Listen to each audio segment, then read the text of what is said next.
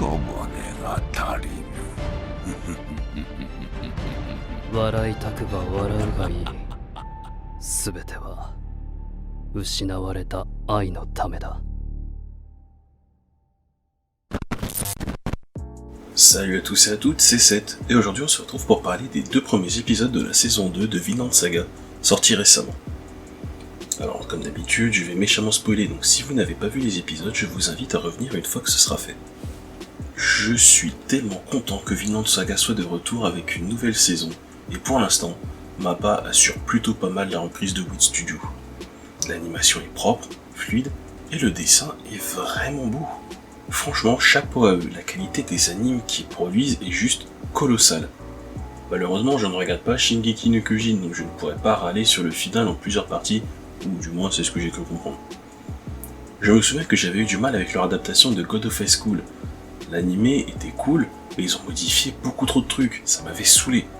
Mais depuis, ils ont beaucoup évolué, quand je vois Jujutsu Kaisen, Chainsaw Man, et maintenant Vinland Saga, la qualité du dessin, de la lumière, de la mise en scène, non, franchement, Mappa frappe fort depuis quelques temps.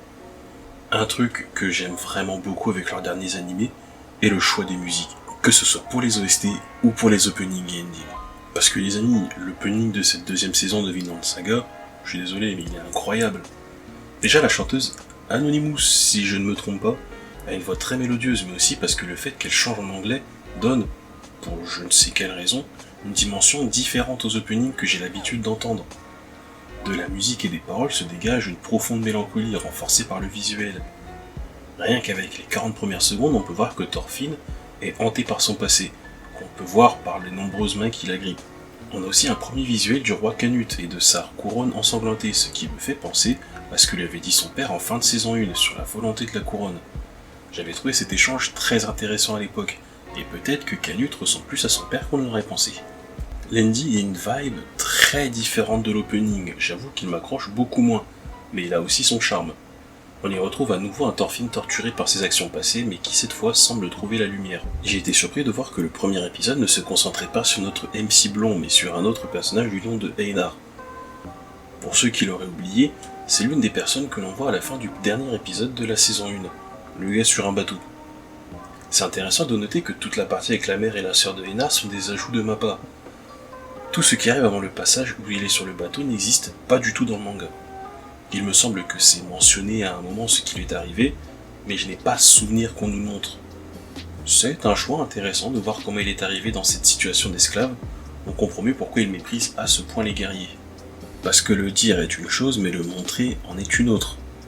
Il y a quand même un petit truc qui me chiffonne, c'est que quand on voit comment il est énergique dans l'épisode 2, tu te demandes comment le mec a pu rester aussi passif lors de l'attaque de sa famille. Je comprends parfaitement qu'il ait pu être en état de choc, qu'il ne soit pas un combattant, ou qu'il soit tout simplement pacifiste, mais n'a absolument rien tenté pour se défendre ou défendre des siens, et je trouve ça légèrement contraire à son caractère. C'est peut-être juste une impression et je dis n'importe quoi, mais je trouve qu'il y a un contraste entre son caractère dans l'épisode 1 et celui de l'épisode 2. En tout cas, ça m'a fait super plaisir de voir Thorfinn à la fin de l'épisode, je me suis presque demandé s'ils allaient vraiment le montrer, ou s'ils allaient finir l'épisode sans lui.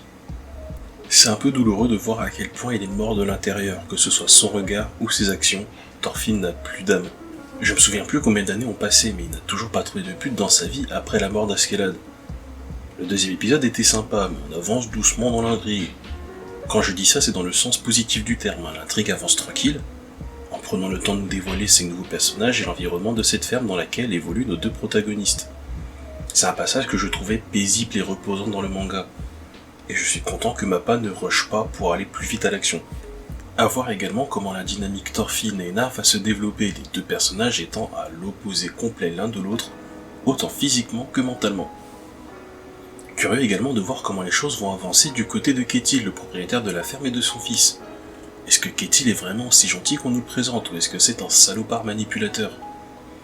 J'ai de vagues souvenirs de l'intrigue, ma lecture remonte à 2010-2011 je crois.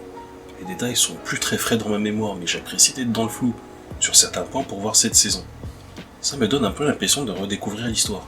En tout cas, merci d'avoir suivi cette vidéo, n'hésitez pas à me dire en commentaire ce que vous avez pensé de ces épisodes, mettez un pouce en l'air, n'oubliez pas d'activer la cloche lorsque vous vous abonnez, vous recevrez une notification lors des prochaines sorties de vidéos. Vous pouvez également me rejoindre sur Twitter, je poste régulièrement des trucs en lien avec l'actualité geek. Et je vous dis à la prochaine fois pour une nouvelle vidéo. Ciao les geeks!